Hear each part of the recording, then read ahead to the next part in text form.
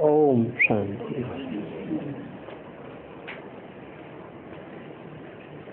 आज का प्रातः क्लास है 23 दिसंबर सन 1967। रिकॉर्ड चला है जले न क्यों परवाना। रूहानी बच्चों प्रति रूहानी बाप समझाए रहे हैं, अर्थात भगवान पढ़ाए रहे हैं। भगवान कहा ही जाता है रूहानी बाप को।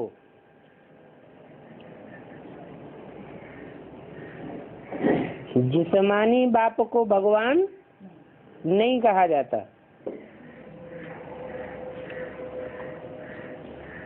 वो चाहे सारी मनुष्य सृष्टि का बेहद का जिस्मानी बाप क्यों नहीं हो, परंतु भगवान कब कहा जाएगा? जब रूहानी स्टेज धारण करने वाला हो। रूहानी स्टूडेंट इन स्कूलों में जो बच्चे पढ़ते हैं,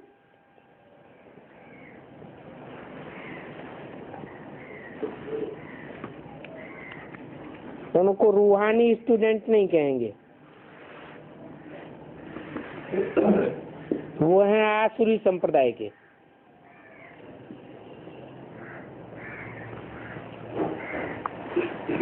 आगे तुम आसुरी व रावण संप्रदाय के थे। अभी राम राज्य में चलने के लिए 5 विकारों रूपी रावण पर जीत पाने का पुरुषार्थ कर रहे हो। जो ये नॉलेज नहीं प्राप्त करते हैं वो तो आसुरी नॉलेज ही पढ़ते हैं। उनको समझाना पड़ता है तुम अभी रावण राज्य में हो।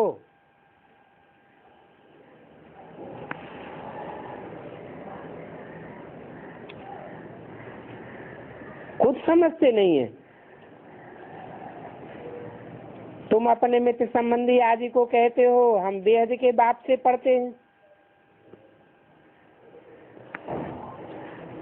तो ऐसे नहीं कि वो निश्चय कर लेते हैं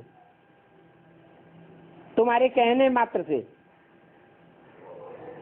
कि हाँ ये रूहानी बेहद के बाप से पढ़ते होंगे।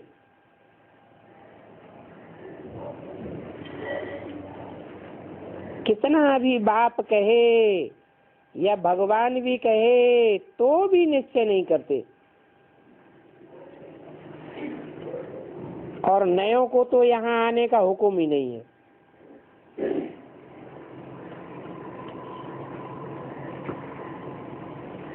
बिगर चिट्ठी व बिगर पूछे कोई आ भी नहीं सकते।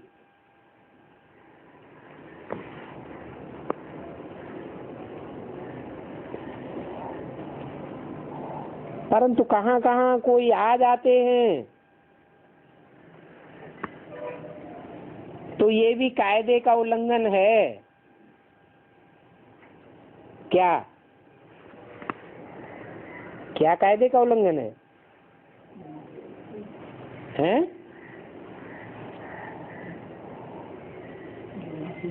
कोई नए जिन्होंने बाप का परिचय न लिया हो, बाप को न पहचाना हो, वो यहाँ बाप की सभा में आए नहीं सकते। कोई आ जाते हैं तो ईश्वरीय कायदे का उल्लंघन हो जाता है। एक एक का पूरा समाचार नाम आदि लिख करके पूछना होता है। उनको भेज देंगे।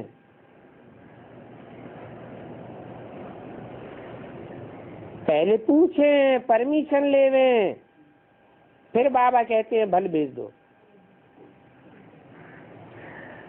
अगर आसुरी दुनिया के स्टूडेंट होंगे तो बाप समझा देंगे। वो जो पढ़ाई दुनिया में पढ़ते हैं वो तो आसुर पढ़ाते हैं। क्यों? दुनिया में जो पढ़ाई है उसको आसुरी पढ़ाई क्यों कह दिया? क्योंकि पढ़ाने वाले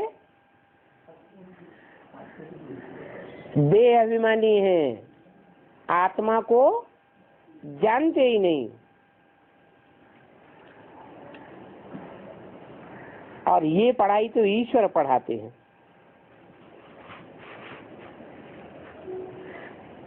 इन पढ़ाई को पढ़ने वालों को आसुरी संप्रदाय नहीं कहेंगे, क्योंकि पढ़ाने वाला सदा ही रूहानियत की स्टेज में रहने वाला है। वो कभी रूह की स्टेज से नीचे नहीं आता।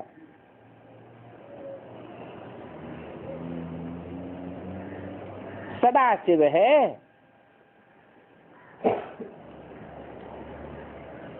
उस पढ़ाई से पाई पैसे का दर्जा मिलता है,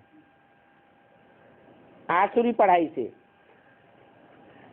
और इस ईश्वरीय पढ़ाई से कौन सा दर्जा मिलता है? जो दर्जा आज तक कोई ले नहीं सका। हिस्ट्री में बड़े बड़े हुए महत्वाकांक्षी, जिन्होंने चाहा कि हम सारी दुनिया के ऊपर राज्य करें, सारी दुनिया को कंट्रोलर बने, परंतु वो सारी दुनिया की राजाई ले नहीं सके। ये विश्व की बादशाही सिर्फ बाप की पढ़ाई से ही मिलती है। इतना ऊंचा दर्जा मिलता है। उस दुनिया में भले कोई बहुत बड़ा इम्तिहान पास करते हैं, फिर भी कहाँ तक कमाते रहेंगे।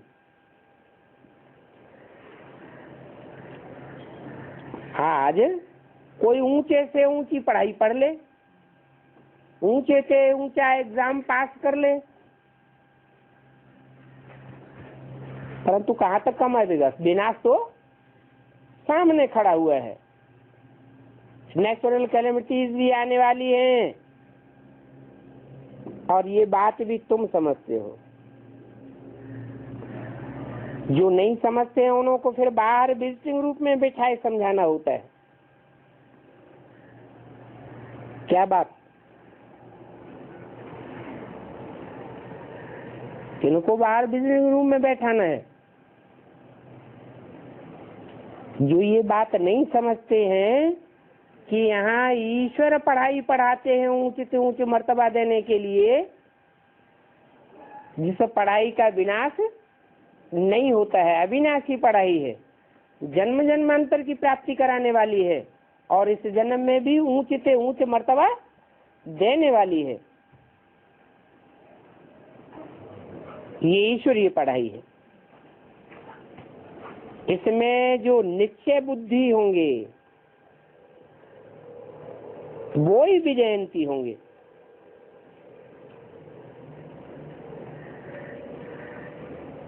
निश्चय बुद्धि कम होंगे तो विजयंती भी अंत में कम होंगे। 100% निश्चय बुद्धि तो 100% विजयते, सारे विश्व पर विजय प्राप्त करेंगे। किस बात पर? निश्चय बुद्धि है। अभी तो बताया कि रूहानी बाप पढ़ाई पढ़ाने वाला आया हुआ है, जो ऊंचे से ऊंचे बाप है, ऊंचे से ऊंचे टीचर है, और ऊंचे से ऊंचे गुरु है।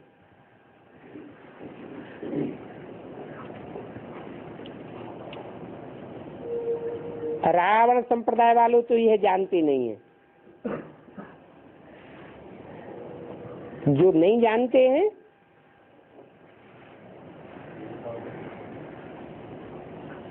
उनको परमिशन नहीं देने चाहिए कहाँ आने की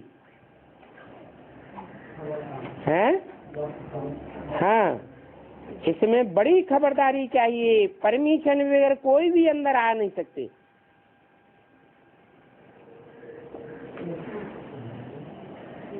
ये कोई घूमने फिरने की जगह नहीं है।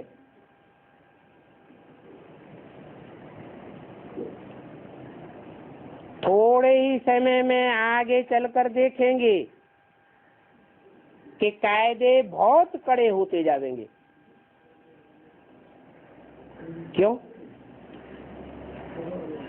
सन 67 की वाणी है, तब तक तो इतने कड़े कायदे नहीं थे।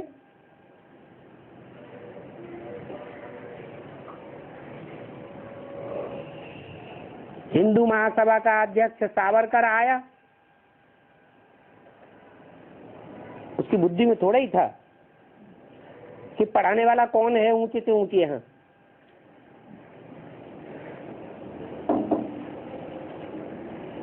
जब चला गया तो पीछे से बाबा ने बोला, ये कोई थोड़े ही राजा ही पावेगा।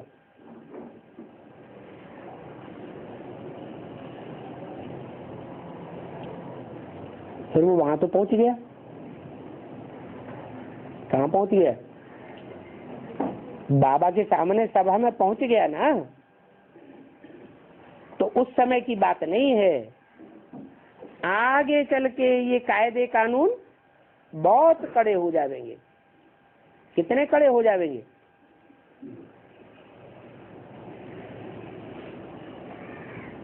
ये पांडवों का किला ऐसा बन जाएगा कि कोई असुर विकारी इसमें प्रवेश कर न सके।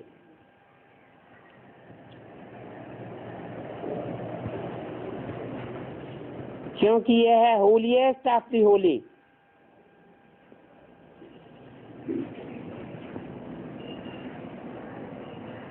कौन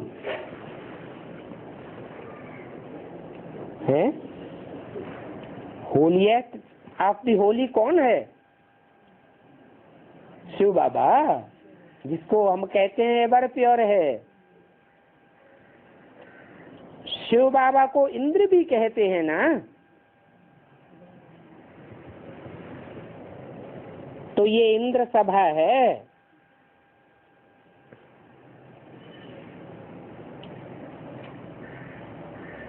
पांडवों ने कौन सी नगरी बसाई थी?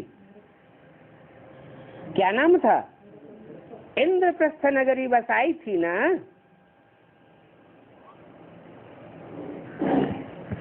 नौ रत्नों की अंगूठी भी पहनते हैं।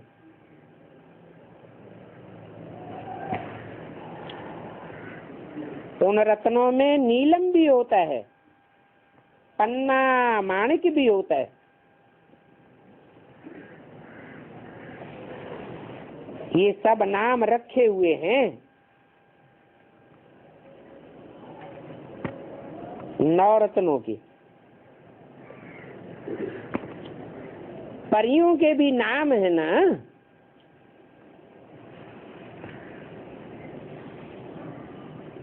क्योंकि तुम परियां पंखों से उड़ने वाली आत्माएं हो।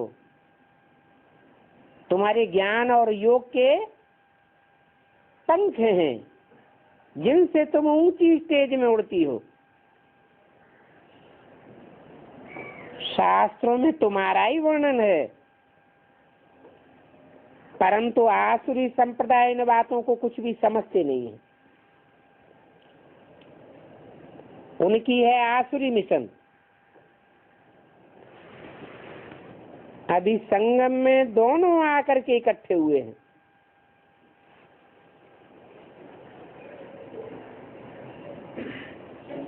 क्या?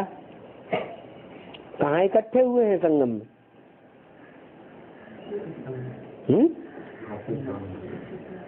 ब्राह्मणों की दुनिया में या बाहर की दुनिया में? बाहर की दुनिया वालों की बात है। ब्राह्मणों की दुनिया की ही बात है। दोनों आकर इकट्ठे हुए हैं। तो रतन जब डालते हैं तो उनमें कोई पुखराज भी होते हैं।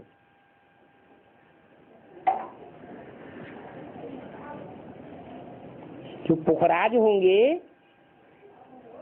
उनकी वैल्यू तो होती नहीं है।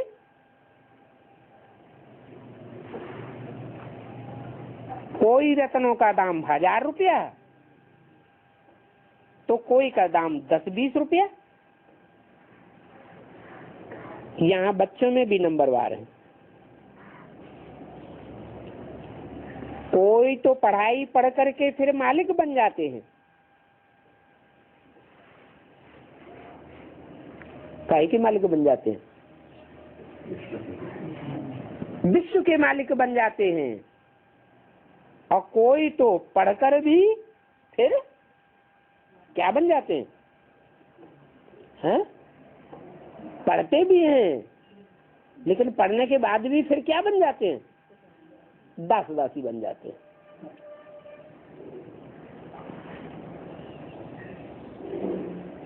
दास दासी, राजा रानी, महाराजा महारानी, राज्याधिकारी, छोटे बड़े, साहूकार, फर्स्ट क्लास, सेकंड क्लास, राजधानी में तो सब प्रकार के चाहिए ना, कि ऊंची क्वालिटी के ही चाहिए? राजधानी में सब प्रकार के चाहिए। राजधानी स्थापन होती है ना, तो बाप बैठ पढ़ाते हैं, काहे के लिए? दुनिया की ऊंचे से ऊंच राजधानी स्थापन करने के लिए। और कोई धर्म पिताएं आकर के राजाई या राजधानी स्थापन नहीं करते, राजधानी नहीं बनाते। और बाप आते हैं तो राजधानी बना कर जाते हैं। तुम बच्चों की राजाई स्थापन करके जाते हैं, तुम्हारा पक्का पक्का धर्म स्थापन करके जाते हैं। और धर्म भी कैसा? कब तक चलता है? हैं? कितने साल चलता है? और धर्म पिताओं का धर्म की अवधि कितनी है? ज्यादा से ज्यादा 10,000 साल। और तुम्हारा धर्म 5,000 साल तक काबिज रहता है, बल अंत में प्रायः लोप की लिस्ट में आ जाता है, परंतु रहता तो है ना।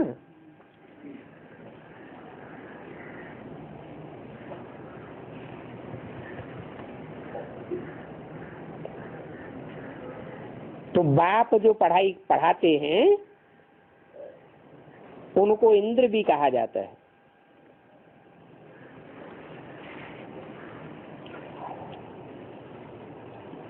ये है ज्ञान का वर्षा। इंद्र क्या करते हैं? शास्त्रों में लिखा है पानी की बरसात बरसाते हैं। वो तो हद की बात हुई, यह है बेहद की ज्ञान बरसात। ये ज्ञान बरसात बरसाए कर कौन सा वर्षा देते हैं? हाँ? ज्ञान की बरसात होती है तो वर्षा कौन सा मिलता है? अरे कोई ज्यादा ज्ञान लेता है, कोई ज्ञान पर विशेष ध्यान नहीं देता है, मस्ती मारता है। तो जो ज्ञान का वर्षा लेते हैं वो ज्ञान का वर्षा सिवाय बाप के और कोई दे ही नहीं सकता। क्यों?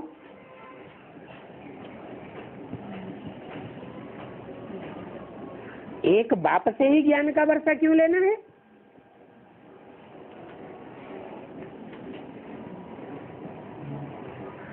एक बाप से ही ज्ञान क्यों सुनना है? आपस में एक दूसरे से सुनाना शुरू कर दें और उस पर चलना चलाना शुरू कर दें तो हर्जा क्या होगा? कुछ हर्जा होगा क्या? और जो भी सुनावेंगे उसमें कुछ न कुछ अपनी मत या मनुष्य मत मिक्स कर देंगे। और बाप जो भी सुनावेंगे वो तो बाप की ही मत होगी। बाप तो है ऊंचे से ऊंचे, तो ऊंचे से ऊंचे बाप की ऊंचे से ऊंचे श्रेष्ठ मत पर चलने वाले क्या बनेंगे? ऊंच से ऊंच, श्रेष्ठ से श्रेष्ठ बनेंगे।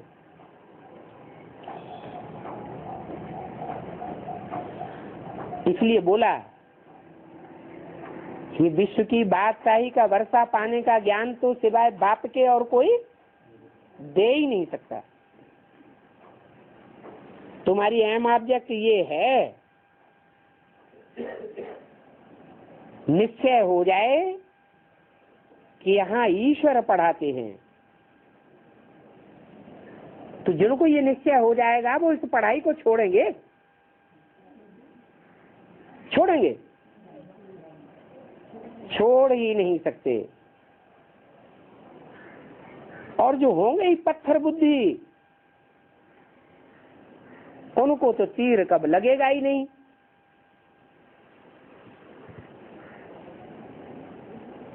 आ भी जाते हैं तो आ करके चलते चलते गिर पड़ते हैं। ये 5 विकार आधा कल्प के शत्रु हैं।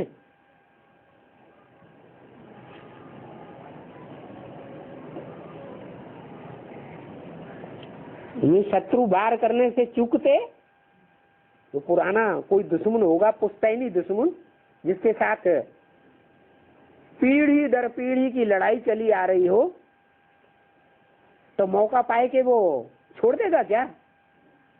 है बहुत पुराना दुश्मन है। देह अभिमानी में आकर के थप्पड़ मार देते हैं। फिर आश्चर्यवत सुनंती कथंती भागंती हो जाते हैं। माया बड़ी दुस्तर है, एक ही थप्पड़ से गिराई देती है। वो समझते हैं हम कभी नहीं गिरेंगे, फिर भी माया थप्पड़ लगाई देती है। यहाँ तो स्त्री पुरुष दोनों को पवित्र बनाया जाता है। क्या वहां भक्ति मार्ग में किसको पवित्र बनाते हैं?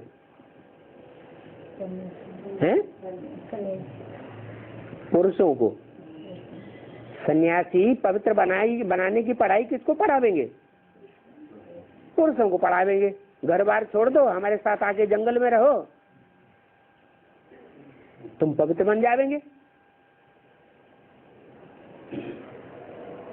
वहां सिर्फ पुरुषों को पवित्र बनाते हैं, और यहाँ बाप स्त्री और पुरुष दोनों को पवित्र बनाते हैं।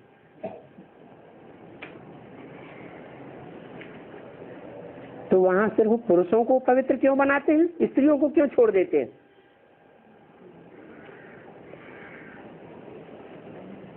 स्त्रियों से डरते हैं। क्या डरते हैं? स्त्री तो सर्पिणी है।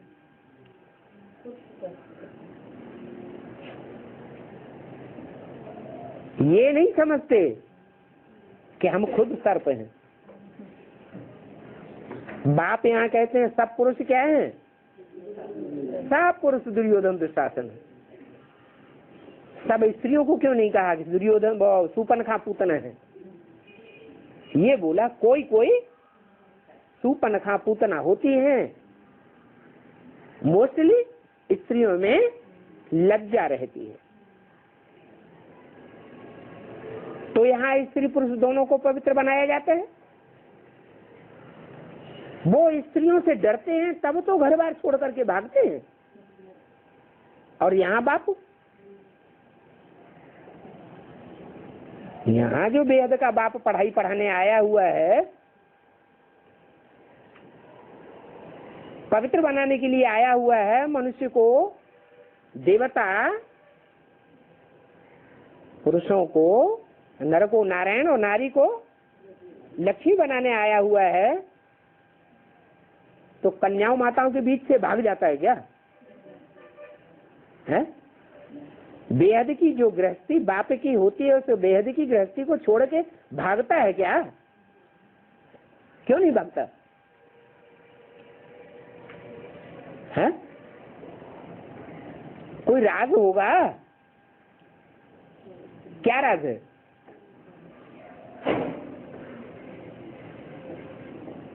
क्योंकि वो सन्यासी आत्मा के स्वरूप को ही नहीं जानते कि मन बुद्धि ही आत्मा है। और यहाँ तो बाप हमको आते ही बताते हैं तुम आत्मा मन बुद्धि स्वरूप हो, तो आत्म की स्थिति में स्थित हो जाएंगे तो 5 विकारों से निजात पाए जाएंगे। बाप स्वयं ही सदैव स्व स्थिति में रहने वाला है। बच्चों को भी क्या सिखाते हैं?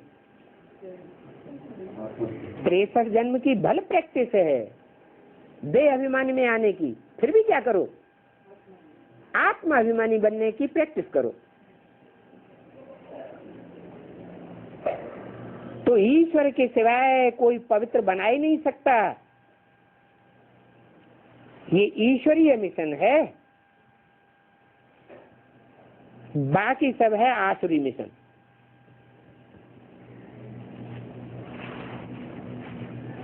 क्योंकि वो कोई आत्मा बनना सिखाते नहीं।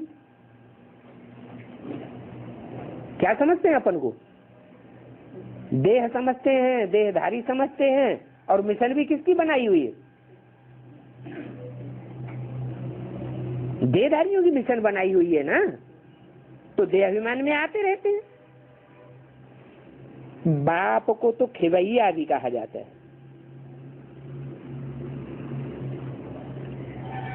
काहे का खिवैया है?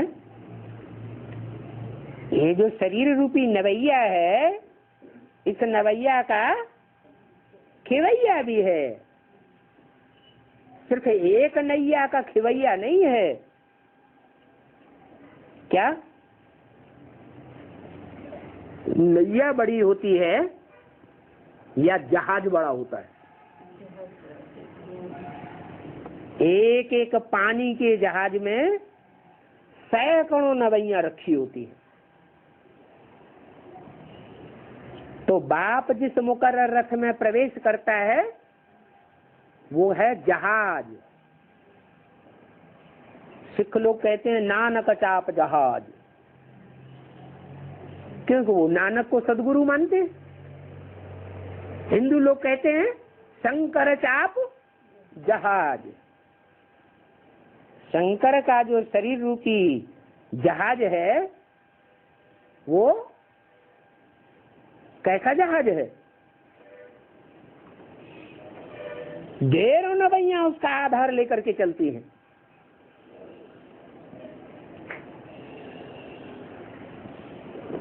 रामायण में लिख दिया है शंकर चाप जहाज जेहि चढ़ उतर पार नर। क्या?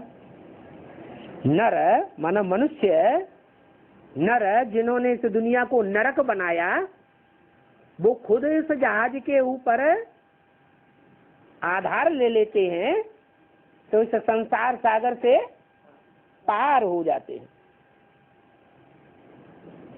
तो ऐसे जहाज या नवैयाओं का खिवैया कौन है? एक बाप ही सबका खिवैया है। और तुम सेना हो, पानी की सेना होती है ना, क्या कहते हैं उसको? नौसेना, नेवी कहते हैं ना।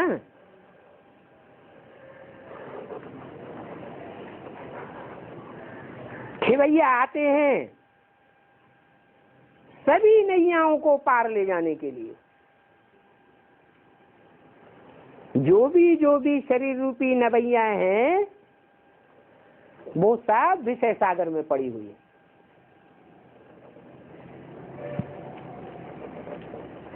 गोते खाती रहती है काय में,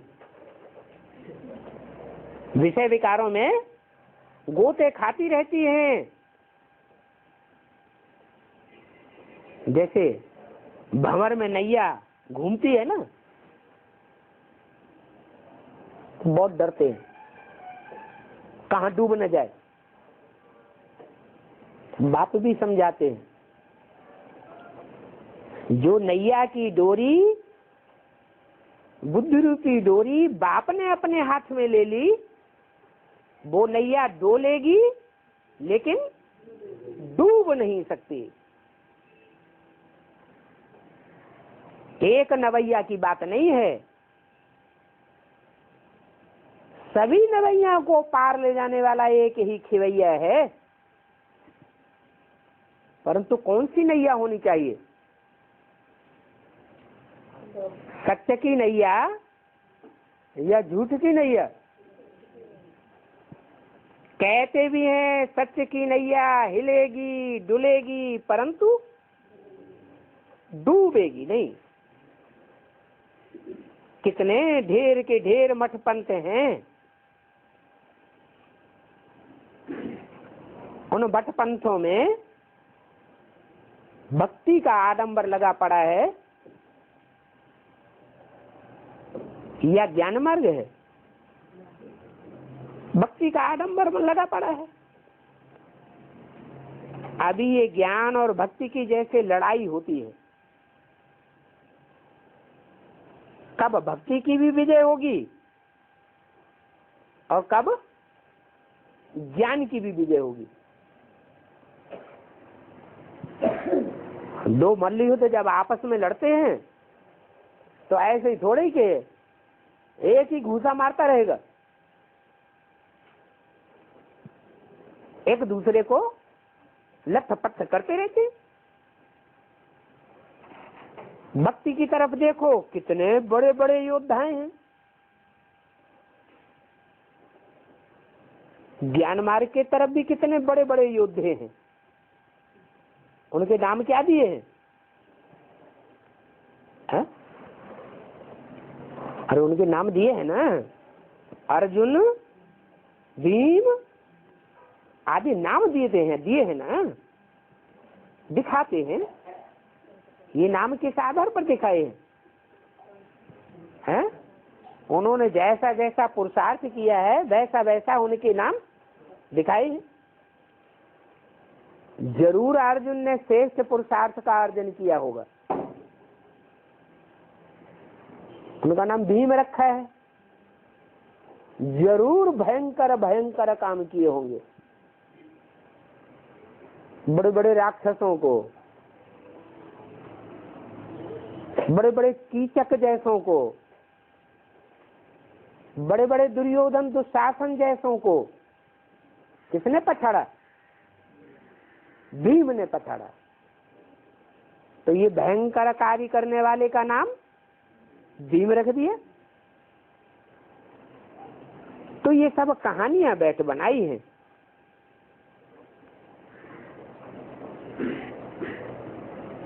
दानवीर कर्ण की भी कहानी दिखाते हैं ना, एक एक पात्र की भी कहानी बैठ दिखाते हैं। ये सब गायन तो तुम्हारा ही है, तुम्हारा हीरो हीरोइन का पार्ट है क्या? हीरो हीरोइन का पार्ट तुम्हारा अभी बज रहा है। इस समय युद्ध चलती है, तुम्हारे में भी बहुत हैं जो इन बातों को बिल्कुल नहीं समझते।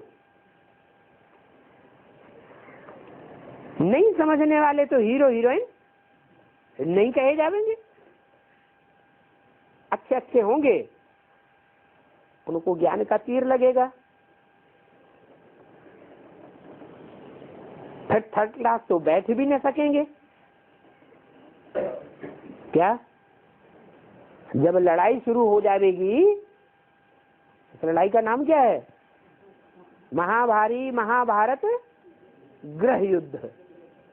जोर से जब शुरू होगा तो जिन्होंने ज्ञान का तीर नहीं लगा होगा, जिनको, वो तो यहाँ ठहर भी नहीं सकेंगे। दिन प्रतिदिन बहुत कड़े कायदे होते जाएंगे। क्या? ईश्वरीय ज्ञान में पहले पहले साधारण, बाद में रूहानी मिलिट्री का शासन चलता है। कड़े कायदे होते जाएंगे, पत्थर बुद्धि जो कुछ भी नहीं समझते हैं, उन बेसमझों का तो यहाँ बैठना भी बेकायदे है। ये हाल बहुत होलियस्ट हाल है। 23-12-67 की वाणी का दूसरा पेज। क्रिश्चियन धर्म में उनका जो बड़े से बड़ा होता है धर्माधीश, उसका नाम क्या देते हैं? पोप। पोप को होली कहते हैं। कैसा है? होली माना पवित्र है। और ये तो है होलीएस्ट ऑफ द होली। कौन है? होलीएस्ट ऑफ दी होली है शिव बाबा। वो सिर्फ होली है और ये है होलीएस्ट ऑफ दी होली। बाप कहते हैं जो होली के रूप में कहलाए जाते हैं, पोप आदि या जो भी धर्म में बड़े बड़े धर्माधिकारी हैं, उन सभी का मुझे कल्याण करना है। क्या ये अपना कल्याण अपने आप नहीं कर सकते? ये सब विनाश हो जाने वाले हैं। जो इस दुनिया में अपन को होली का टाइटल दे करके बैठे हुए, ये भी कोई थोड़ा ही समझते हैं। बल सुनते हैं, परंतु एक कान से सुन करके दूसरे कान से निकाल देते हैं। न कुछ धारण कराते हैं न कुछ धारण करते हैं। ऐसे गूंगे मोरे बहुत हैं। ये दुनिया ही बंदरों की है। तुम बच्चों को तो बाप ने सिखाया है hear no evil, talk no evil, see no evil.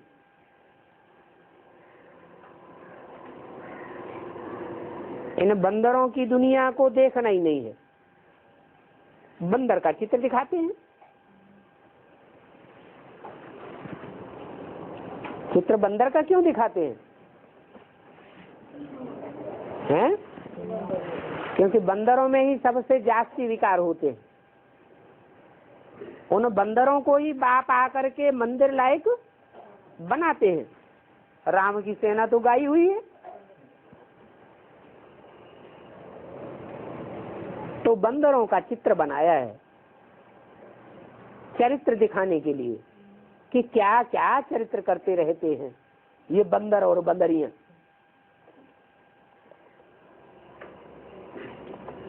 परंतु ये तो बंदर मनुष्यों के लिए कहा जाता है। उन बंदरों की सेना की बात थोड़े ही है कि रावण ने मनुष्यों की सेना ली और राम भगवान को जानवर बंदर मिल गए।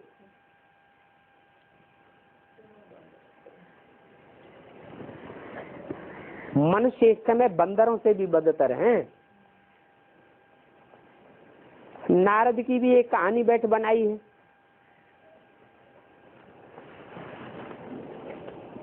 उनको बोलो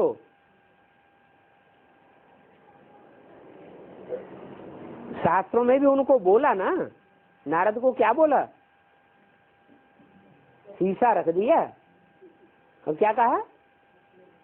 तुम अपने शकल तो इस शीशे में देखो। कौन सा शीशा रख दिया? ज्ञान का दर्पण रख दिया।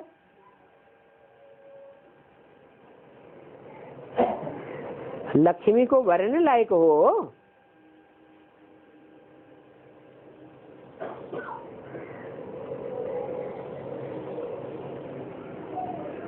पांच विकार तो अंदर में नहीं है।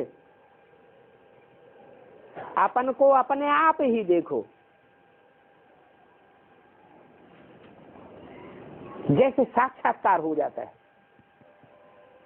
को तो बंद आंखों का साक्षात्कार होता है, और ये नारद को कौन सा साक्षात्कार होता है?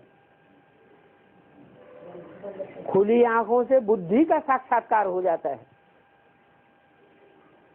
तुम बुद्धि का तीसरा नेत्र खोलते हो ना, तो उनकी समझ में आता है। जैसे हनुमान का भी साक्षात्कार होता है। हनुमान की भी पूजा करने वाले बहुत हैं। हनुमान बंदर की पुजारी,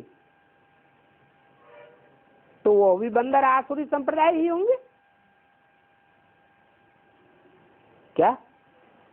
हनुमान के पुजारी होंगे तो क्या होंगे? वो भी बंदर संप्रदाय ही होंगे ना। किसको कहो तुम बंदर आसुरी संप्रदाय हो, तो बिगड़ पड़ेंगे। अभी यहाँ बंदरों की लड़ाई आदि की तो कोई बात नहीं है। वहां सीलोन में जाते हैं, लंका में, तो वहां बहुत बड़े बड़े पत्थर पड़े हैं समुन्द्र में। कहते हैं बंदरों ने पुल बांधी। काहे की पुल बांधी? ये है पत्थर बुद्धियों की पुल। उन पत्थर बुद्धियों को भी जब ज्ञान मिलता है तो पत्थर भारी होता है या हल्का होता है? हल्का होता है। पत्थर भारी होता है, परंतु उनको जब ईश्वरीय ज्ञान मिलता है तो वो बहुत हल्के हो जाते हैं।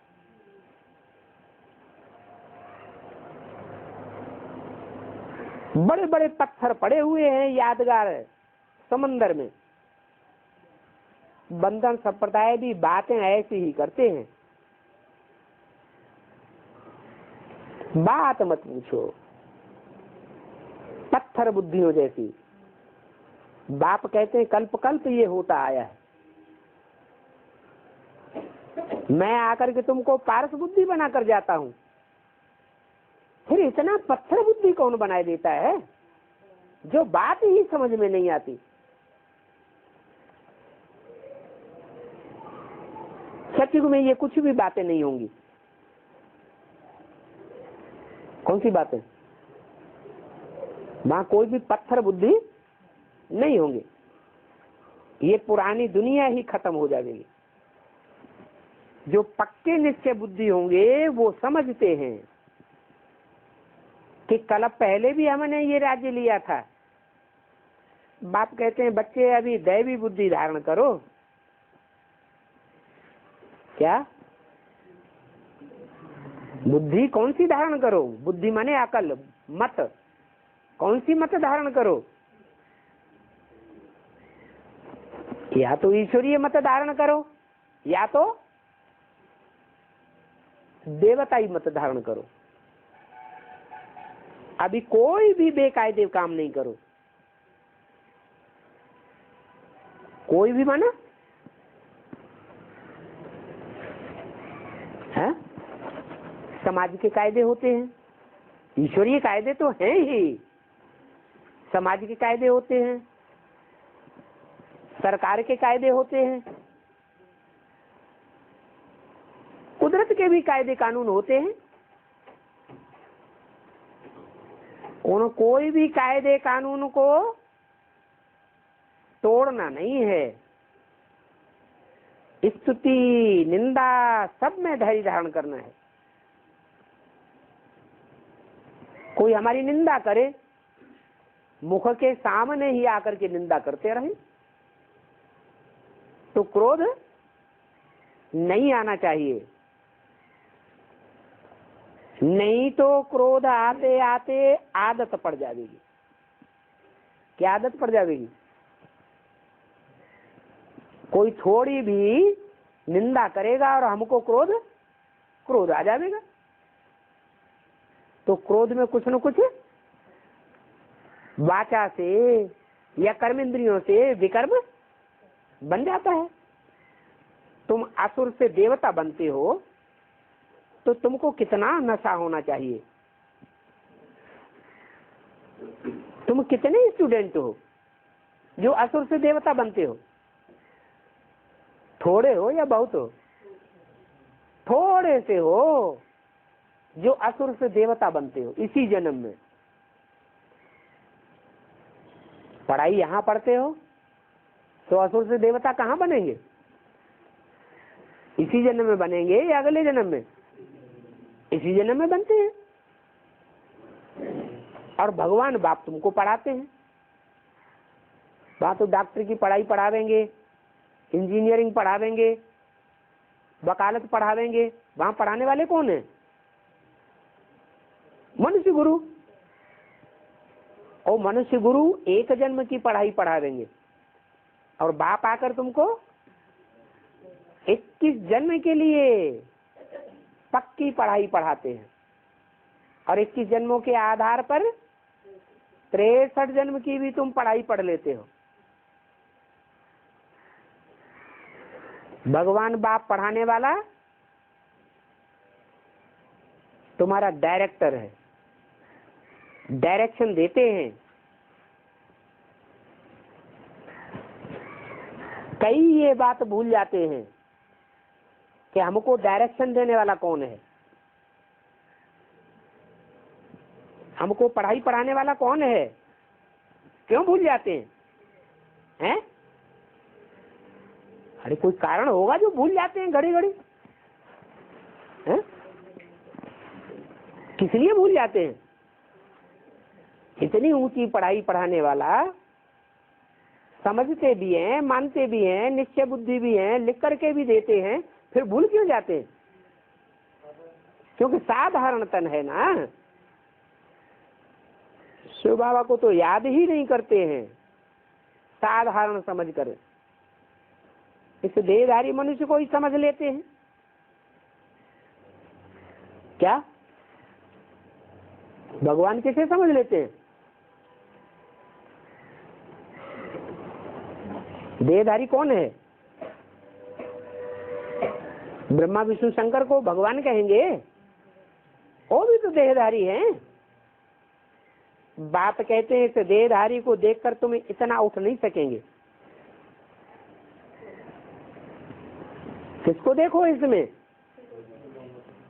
इसमें उसको देखो जो देह को कभी बुद्धि से धारण ही नहीं करता, देह से सदैव उपराम रहता है। देह का लगाव जिसको रिंचक मात्र भी कभी होता ही नहीं। तुम आत्मा को देखो, जिस तन में प्रवेश करता है उस तन को मत देखो, साधारण तन को नहीं देखो। किसको देखो? उस तनधारी आत्मा को देखो, तो रूहानियत की प्रैक्टिस पड़ जाएगी। और सुप्रीम सोल बाप को देखो,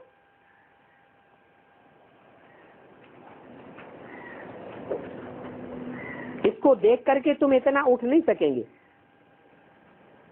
आत्मा यहाँ भ्रकुटी में रहती है ना।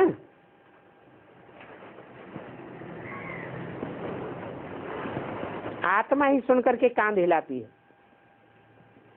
तो हमेशा आत्मा से बात करो। तुम आत्मा शरीर रूपी तख्त पर बैठी हो। पहले तुम तमो प्रधान थे, अभी सतो प्रधान तुमको बनना है।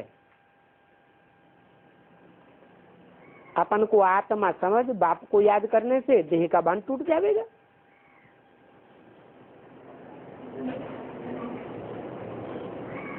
आधा कल्प का देह भान भरा हुआ है आत्मा में। इस समय सभी देहाभिमानी हैं। अभी बाप कहते हैं देही अभिमानी बनो। आत्मा ही सब कुछ धारण करती है, खाती है, पीती है, सब कुछ आत्मा ही करती है ना। क्या भोगने वाली कौन है? हैं? आत्मा ही भोगने वाली है, आत्मा ही सब कुछ करने वाली है। परम पिता परमात्मा अभुक्त है, वो कुछ भी नहीं करता है, कुछ भी नहीं करता है। ज्ञान सुनाता है कि नहीं सुनाता है? ज्ञान सुनाता है। ज्ञान भी लगाव पूर्वक सुनाता है या बेलगाव से सुनाता है? साक्षी होकर के सुनाता है या अटैचमेंट पूर्वक सुनाता है? साक्षी होकर के सुनाता है। कोई सुनेगा, कोई नहीं सुनेगा, कोई ध्यान देगा, कोई ध्यान नहीं देगा। तो जो ध्यान नहीं देते हैं, 70 साल हो गए, वो सुनाता ही जाता है, समझाता ही जाता है, और ध्यान न देने वाले ध्यान अभी भी ध्यान नहीं दे रहे हैं, तो क्या थप्पड़ मारता है? गुस्से में आके कभी थप्पड़ मारता है? नहीं मारता है। क्यों नहीं मारता है? क्योंकि वो साक्षी दृष्टा, साक्षी होकर के पढ़ाई पढ़ाता है। पढ़ेंगे अपने लिए, पढ़ेंगे नहीं पढ़ेंगे अपना नुकसान करें, ये भी बताता है।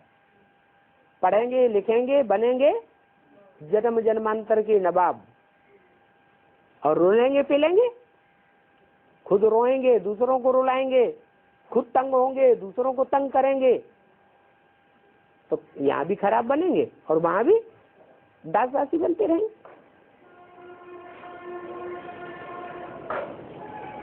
तो बाप कहते हैं मैं कल्प कल्प आकर तुमको पढ़ाता हूँ और साक्षी होकर के देखता हूँ। पढ़ाता तो हूँ, लेकिन जैसे कहते हैं देखते हुए न देखो, सुनते हुए न सुनो, ऐसे ही मैं सुनाता तो हूँ, लेकिन कोई लगाव नहीं होता। साक्षी दृष्टा, नंबरवार पुरुषार्थ संसार जो कुछ पढ़ा था वो ही बच्चे पढ़ेंगे। क्या पढ़ेंगे? जानते हैं कि जिन्होंने कल पहले पढ़ाई पढ़ी थी वो ही पढ़ेंगे, दूसरे तो कोई पढ़ेंगे नहीं। टाइम लग जाता है। रीढ़ बकरियों को देवता बनाना ये कितना डिफिकल्ट काम है। क्या बंदरों को देवता बनाना कठिन काम नहीं है? बंदरों को भी देवता बनाना कठिन काम है, वो तो रुद्रमाला के हैं। वो तो फिर भी थोड़ा समझू है, लेकिन रीढ़ बकरियां कहाँ हैं? ज्यादा बेसिक नॉलेज में है, एडवांस में है? बेसिक नॉलेज में। त्रिमूर्ति में भी एक बकरी है, एक घोड़ा है, एक शेर है। बकरी क्या करती है? हैं? जहां बड़ी बकरी या बकरा जाएगा गड्ढे में, वहां वो भी पीछे पीछे फॉलो करती है। अपनी अकल नहीं चलाती। इन रीढ़ बकरियों को देवता बनाना कितना डिफिकल्ट है। कहते हैं कलयुग की आयु 40,000 वर्ष है। क्या वो रीढ़ बकरियां जो यज्ञ का पैसा खर्च करके बड़े बड़े कंक्रीट के महल माड़ियां बनाते चले जा रहे हैं, कहाँ? माउंट आबू में या बाहर? माउंट आबू बाहर नहीं बना रहे। बाहर के लिए कहा ये सारी दुनिया खलास होने वाली है। आबू के लिए क्या कहा? जब विनाश होगा तो तुम बच्चे सब आकर के यहाँ रहेंगे, तुम्हारे लिए ये महल माड़ियां, ये मकान बनाते हैं। अब वो क्या करते हैं? जो भी पैसा इकट्ठा हुआ वो कहाँ लगा देते हैं?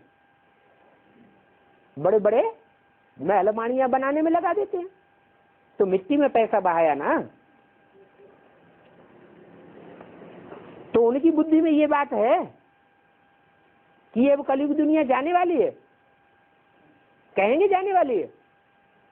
कोई उनकी जो महल माड़ियां कंक्रीट के बनाते जा रहे हैं अंडरग्राउंड, उससे कोई ये समझेगा कि ये दुनिया जाने वाली है? क्या समझेंगे लोग? हैं? ये समझेंगे जाने वाली है? कंक्रीट के मकान बनाते बनाते लोग ये समझेंगे दुनिया जाने वाली है? हैं? हाँ, वो समझेंगे कि जब ये खुद ही कंक्रीट के मकान बना रहे हैं, अच्छी अच्छी महल माड़ियां बना रहे हैं, तो इनके अंदर ये बात नहीं है कि ये दुनिया खत्म होने वाली है। ये हमको बेवकूफ बना रहे हैं। इनकी बुद्धि में है ये दुनिया अभी हजारों साल चलेगी। कहते हैं कलयुग की आज 40,000 वर्ष। तो बाहर की दुनिया के भक्ति मार्ग वाले, उनकी बुद्धि में ये बात है, या ब्राह्मणों की दुनिया में भी ये बात भरी हुई है कि ये दुनिया अभी हजारों वर्ष चलेगी? ब्राह्मणों की दुनिया में भी यही बात भरी हुई है। तो घोर अंधेरे में है ना। क्या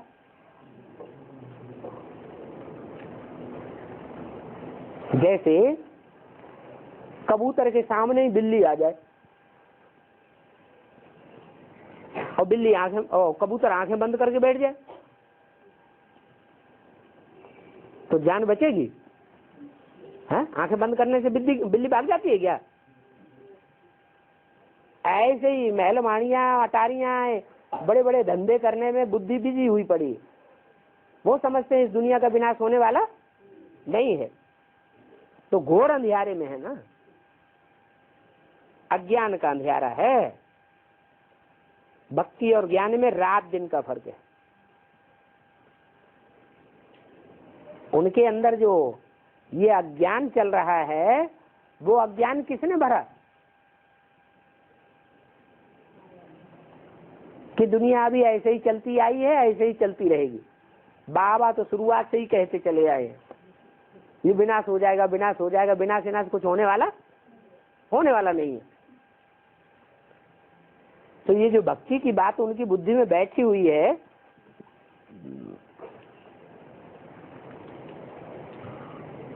उसमें और तुम्हारी बुद्धि में बहुत फर्क है। तुम्हारी बुद्धि में है कि ये सब खलास होने वाला है, तो जिसकी बुद्धि में ये होगा कि ये सब खलास होने वाला है, तो अपना तन मन धन ईश्वरीय सेवा में सफल करेगा या बैंक बैलेंस बढ़ाएगा, महलमानियां बनाएगा, क्या करेगा? सब कुछ ईश्वरीय सेवा में लगाएगा। ये भी समझने की बातें हैं। बच्चे बड़े खुशी में भरे हुए होने चाहिए। सब कुछ है, कोई तमन्ना नहीं है। जानते हैं कल पहले में सर हमारी सभी मनोकामनाएं पूरी होती हैं, इसलिए तुम्हारा पेट भरा रहता है। कौन सा पेट? बुद्ध रूपी पेट भरपूर रहता है। जिनको ज्ञान नहीं है उनको थोड़ा ही कहेंगे उनका पेट भरा हुआ है। उनका पेट पीठ से लगा रहता है, जैसे कि पेट खाली हुआ पड़ा है। तुमको तो खुशी जैसी खुराक नहीं है। ये खुराक कब आती है? खुशी की। जिनकी बुद्धि में ईश्वरीय ज्ञान भरा हुआ है, वो सुबह से लेकर के शाम तक ईश्वरीय सेवा में लगे रहेंगे। ईश्वरीय सेवा करने से उनको खुशी का मेवा स्वतः ही मिलता रहता है। जिनको ये ज्ञान नहीं होगा, ईश्वरीय ज्ञान, वो ईश्वरीय सेवा में लगे रहेंगे या अपने देह की सेवा में लगे रहेंगे। देह की परवरिश बनी रहे, खूब धन दौलत इकट्ठी करो, खूब मकान महल माड़ियां बना लो, अपने नाम से रजिस्ट्रेशन करवा लो। तो ये अज्ञान है, ये ज्ञान है। ये तो अज्ञान में सोए पड़े हैं। तुमको तो जन्म जन्मांतर की राजाई मिलती है। वो अपने अज्ञान के कारण थोड़े समय के लिए अभी खुश हैं कि हमने इतनी दौलत इकट्ठी कर ली, इतने महल माड़ियां बना लिए, उनका अल्पकाल का सुख है। और तुम्हारा 21 जन्मों का तो है ही है, लेकिन 21 जन्मों के आधार पर तुम्हारा 63 जन्मों का भी हिसाब किताब सुख का बन जाता है। तो इसके लिए पूरा महावीर बनना है, खुशी न जाने पाए। क्या ज्ञानी का मतलब क्या है? ज्ञानी वो है जो सदैव खुशी में रहे, कोई दुख का माहौल आ जाए तो भी उसको खुशी में पलट दे। ज्ञान की इतनी पराकाष्ठा चाहिए। इतना महावीर बने कि माया हिला ही न सके। बाबा कहते हैं इन आंखों की बड़ी संभाल करनी है, क्रिमिनल दृष्टि न जाए। स्त्री पुरुष को देखने से ही ललचायमान हो जाते हैं। अरे तुम तो भाई बहन हो, कुमार कुमारियां हो, फिर कर्मेंद्रियों की ये चंचलता क्यों होती है? बड़े बड़े लखापति करोड़पतियों को भी माया खलास कर देती है, तो गरीबों को भी एकदम मार देती है। 10 वर्ष के अच्छे अच्छे चलने वाले तो भी जैसे मुर्दे बन जाते हैं। क्या बाबा को किस समय की बात याद आई? यज्ञ के आदि में कोई रहे होंगे, सन 36 से 46 तक चलते रहे होंगे, और फिर क्या हुआ? अचानक मर पड़े। फिर कहते हैं बाबा हमने धक्का खाया। अरे तुमने 10 वर्ष के बाद में लो, अब तुम पाताल में गए पड़े। तुम्हें कहते हैं ना ऊपर है स्वर्ग, यहाँ से पृथ्वी का है मनुष्य लोग, और नीचे पाताल में है राक्षसी लोग। तो कौन से लोग में गिर पड़े? राक्षसी लोग में। ऐसों का तो सिर्फ मुंह भी देखना अच्छा नहीं लगता। कौन ऐसों का? जो इसलिए ज्ञान में ऊंचे चढ़ करके ऊंची चाड़ी पाए करके फिर नीचे गिर जाते।